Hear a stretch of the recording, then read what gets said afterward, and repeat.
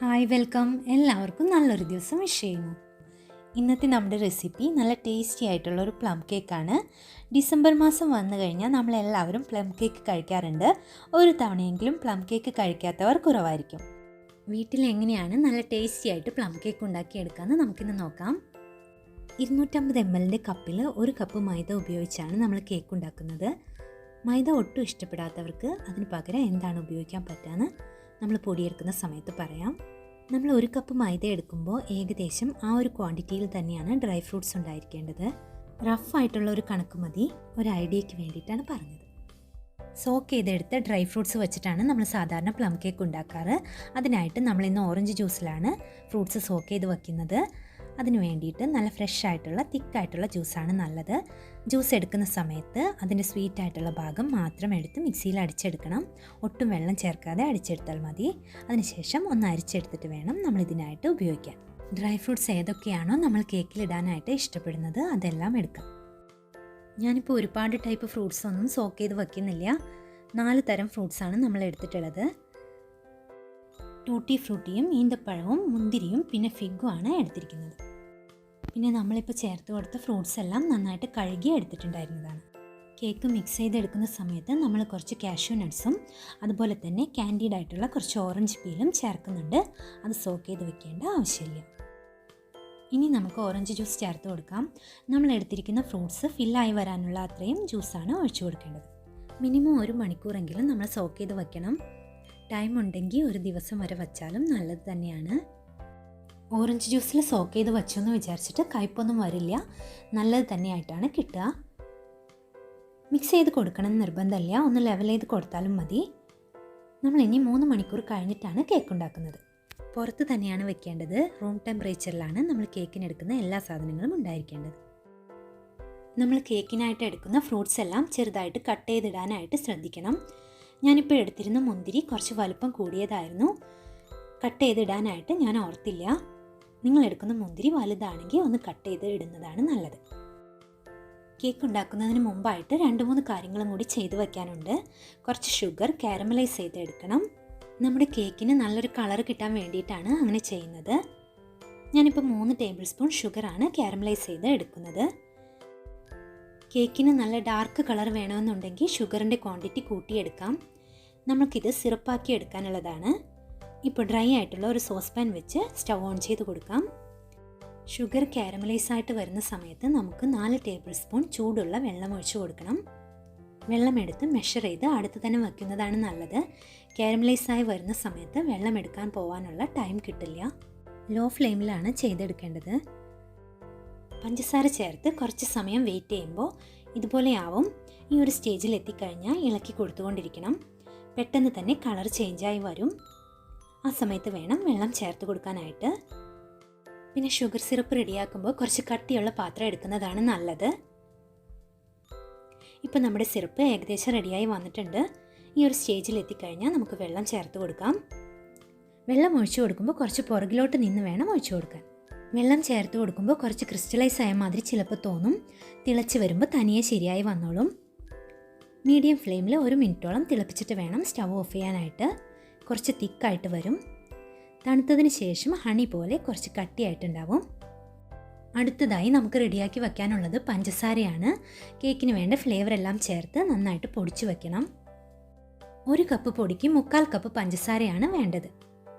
ചേർത്ത് പൊടിക്കാനായിട്ട് നമ്മൾ എടുത്തിരിക്കുന്നത് 2 ഗ്രാമ്പൂ, അതുപോലെ തന്നെ 2 ഏലക്ക തോട് കളഞ്ഞത്, പിന്നെ വേണ്ടത് ചെറിയ ഒരു കഷ്ണം ജാതിക്ക, അതുപോലെ തന്നെ കറുവപ്പട്ടയുടെ വളരെ ചെറിയൊരു കഷ്ണം എടുത്തിട്ടുണ്ട്.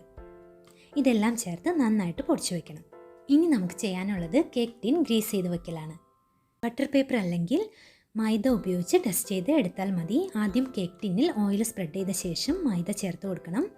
ഓയിൽ സ്പ്രെഡ് ചെയ്തതിൽ മൈദ നന്നായിട്ട് പിടിച്ചതിന് ശേഷം ബാക്കി വരുന്ന മൈദ മാറ്റണം.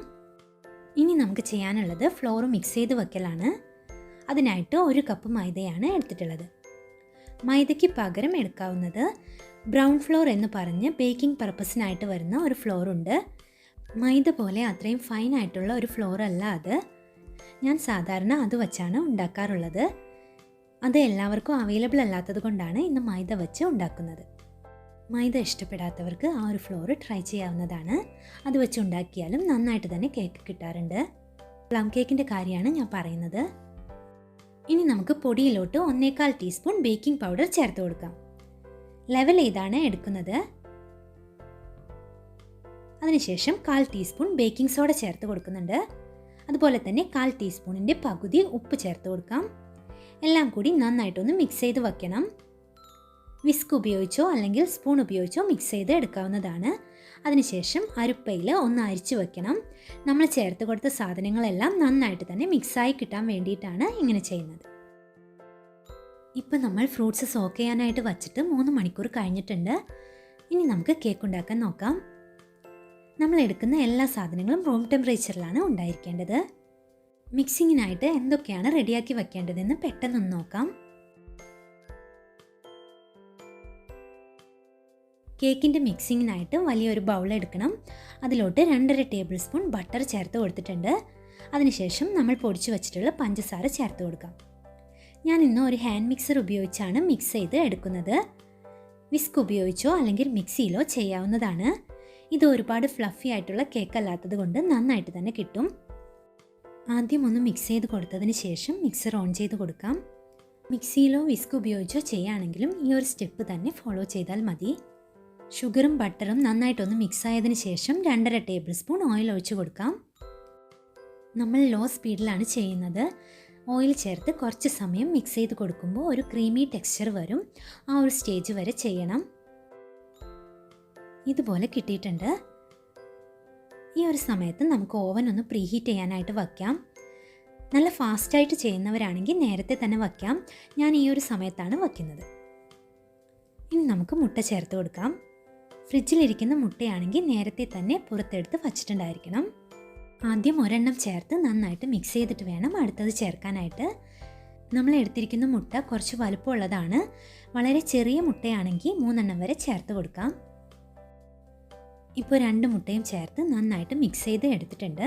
ഇനി നമുക്ക് ചേർത്ത് കൊടുക്കാനുള്ളത് വാനില എസൻസ് ആണ്. 1 ടീസ്പൂണാണ് ചേർത്ത് കൊടുക്കുന്നത്. നന്നായിട്ടൊന്ന് മിക്സ് ചെയ്ത് കൊടുക്കാം. അതിനുശേഷം നമുക്ക് ഹാൻഡ് മിക്സർ മാറ്റാവുന്നതാണ്. ഇനിയുള്ള കാര്യങ്ങൾ നമുക്ക് വിസ്ക് വെച്ച് ചെയ്താൽ മതി. അതിന് മുമ്പായിട്ട് കുറച്ച് കാഷ്യൂ നട്ട്സും അതുപോലെ തന്നെ കാൻഡീഡ് ആയിട്ടുള്ള ഓറഞ്ച് പീലും നമുക്കൊന്ന് ഡസ്റ്റ് ചെയ്ത് വയ്ക്കാം. കാൻഡീഡ് ആയിട്ടുള്ള ഓറഞ്ച് പീൽ ഓപ്ഷണലാണ്. എൻ്റെ കയ്യിൽ ഇത് ഉണ്ടായിരുന്നത് കൊണ്ടാണ് ഞാൻ എടുത്തത്. ഫ്രഷ് ആയിട്ടുള്ള ഓറഞ്ചിൻ്റെ തൊലി മാത്രം ചേർത്താലും നല്ല ഫ്ലേവറായിട്ട് തന്നെ കേക്ക് കിട്ടുന്നതാണ്. ഒരുപാട് ചേർത്ത് കൊടുക്കരുത്, ആവശ്യത്തിന് ചേർത്താൽ മതി. ഗ്രേറ്റ് ചെയ്തെടുക്കുന്ന സമയത്ത് അതിൻ്റെ വൈറ്റ് കളറൊന്നും പെടാതെ മേലെയുള്ള ഭാഗം മാത്രം എടുക്കാൻ പ്രത്യേകം ശ്രദ്ധിക്കണം. നമ്മൾ സോക്ക് ചെയ്ത് വെച്ച ഫ്രൂട്ട്സ് ഇതുപോലെ കിട്ടിയിട്ടുണ്ട്. ഇനി നമുക്ക് മിക്സിങ് കണ്ടിന്യൂ ചെയ്യാം. ആദ്യം നമുക്ക് നേരത്തെ റെഡിയാക്കി വച്ചിരുന്ന ഷുഗർ സിറപ്പ് ചേർത്ത് കൊടുക്കാം. മുഴുവനായിട്ടും ചേർത്ത് കൊടുക്കണം. എന്നിട്ട് നന്നായിട്ടൊന്ന് മിക്സ് ചെയ്ത് കൊടുക്കണം. അപ്പോൾ നല്ലൊരു കളറ് വരും. ഷുഗർ സിറപ്പ് ഇതുപോലെ ഉണ്ടാക്കിയെടുക്കുന്നതാണ് നല്ലത്. ഒരുപാട് ലൂസായിട്ട് ഉണ്ടാക്കിയെടുത്താൽ നമ്മൾ മിക്സ് ചെയ്തെടുക്കുമ്പോൾ നമ്മുടെ ബാറ്റർ ലൂസായിട്ട് പോകാൻ സാധ്യതയുണ്ട്. അതിനുശേഷം ചേർത്ത് കൊടുക്കേണ്ടത് നമ്മൾ നേരത്തെ അരിച്ച് വെച്ചിരുന്ന പൊടിയാണ്. 3 തവണയായിട്ട് വേണം പൊടി ചേർത്ത് മിക്സ് ചെയ്യാനായിട്ട്. ഓരോ തവണ ചേർത്തതിന് ശേഷവും പതുക്കെ മിക്സ് ചെയ്ത് കൊടുക്കണം. അതിനുശേഷം വേണം അടുത്ത തവണ ചേർക്കാനായിട്ട്. ഇപ്പോൾ മൈദ മുഴുവനും ചേർത്ത് മിക്സ് ചെയ്ത് എടുത്തിട്ടുണ്ട്. ഇനി നമുക്ക് സോക്ക് ചെയ്ത് വെച്ചിട്ടുള്ള ഫ്രൂട്ട്സ് ചേർത്ത് കൊടുക്കാം.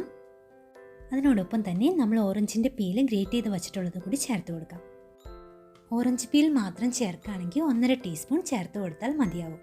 അതുപോലെ തന്നെ കാൻഡീഡ് ആയിട്ടുള്ള ഓറഞ്ച് പീലാണ് ചേർക്കുന്നതെങ്കിൽ 2 മുതൽ 3 ടീസ്പൂൺ വരെ ചേർത്ത് കൊടുക്കാം. സോഫ്റ്റായിട്ട് വേണം മിക്സ് ചെയ്ത് കൊടുക്കാനായിട്ട്. നന്നായി മിക്സായി വന്നതിന് ശേഷം നമുക്ക് കേക്ക് ടിന്നിലോട്ട് മാറ്റാം.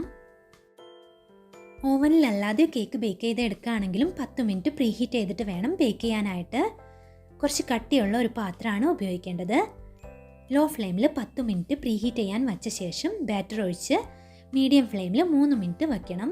അതിനുശേഷം വേണം ലോ ഫ്ലെയിമിലോട്ട് മാറ്റിയിടാൻ. ഇപ്പോൾ നമ്മളെല്ലാം ഒഴിച്ച് തീർന്നിട്ടുണ്ട്. ഇനി ഇതുപോലെ ഒന്ന് ലെവൽ ചെയ്ത് കൊടുക്കണം. എന്നിട്ട് ഇതുപോലെ ടേപ്പ് ചെയ്ത് കൊടുക്കണം. 5-6 തവണ ഇതുപോലെ ചെയ്യണം. എയർ ബബിൾസ് എന്തെങ്കിലും ഉണ്ടെങ്കിൽ പോയി കിട്ടാനാണ് നമ്മൾ അങ്ങനെ ചെയ്യുന്നത്. അതിനുശേഷം മീതെ കുറച്ച് കാഷ്യൂ നട്ട്സ് നമുക്ക് വച്ചു കൊടുക്കാം.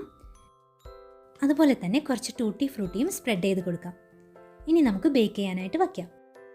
180 ഡിഗ്രിയിലാണ് ടെമ്പറേച്ചർ സെറ്റ് ചെയ്തിട്ടുള്ളത്. നമ്മളിപ്പോൾ ബേക്ക് ചെയ്യാനായിട്ട് വച്ചിട്ട് 40 മിനിറ്റ് ആവാനായിട്ടുണ്ട്. കേക്ക് റെഡിയായി വന്നിട്ടുണ്ട്. ഇപ്പോൾ ഞാൻ കേക്ക് പുറത്തെടുത്ത് വച്ചിട്ട് അരമണിക്കൂറോളം ആയിട്ടുണ്ട്. നമുക്ക് കട്ട് ചെയ്ത് നോക്കാം. പുറത്തെടുത്ത ശേഷം ഞാൻ ടവൽ വെച്ച് ഒന്ന് കവർ ചെയ്ത് വച്ചിട്ടുണ്ടായിരുന്നു. നേരത്തെ മുന്തിരി കട്ട് ചെയ്തിടാൻ മറന്നുപോയതിനെ പറ്റി പറഞ്ഞത് എന്തുകൊണ്ടാണെന്ന് ഇപ്പം മനസ്സിലാവും. നമ്മൾ കേക്ക് ബേക്ക് ചെയ്തെടുത്ത് കഴിയുമ്പോഴേക്കും മുന്തിരി കുറച്ച് വലുപ്പം വച്ചിട്ടുണ്ടാവും.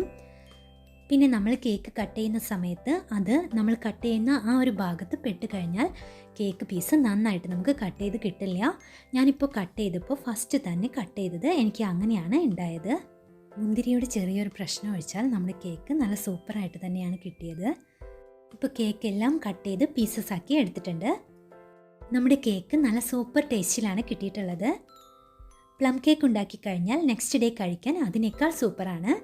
ഇന്നത്തെ നമ്മുടെ റെസിപ്പി എല്ലാവർക്കും ഇഷ്ടപ്പെട്ടിട്ടുണ്ടാവുമെന്ന് വിചാരിക്കുന്നു. ഇഷ്ടപ്പെട്ടാൽ ലൈക്ക് ചെയ്യാനും ഷെയർ ചെയ്യാനും മറക്കരുത്. നമ്മുടെ ചാനൽ സബ്സ്ക്രൈബ് ചെയ്യാത്തവരാണെങ്കിൽ സബ്സ്ക്രൈബ് ചെയ്യാനും മറന്നു പോകരുത്. താങ്ക്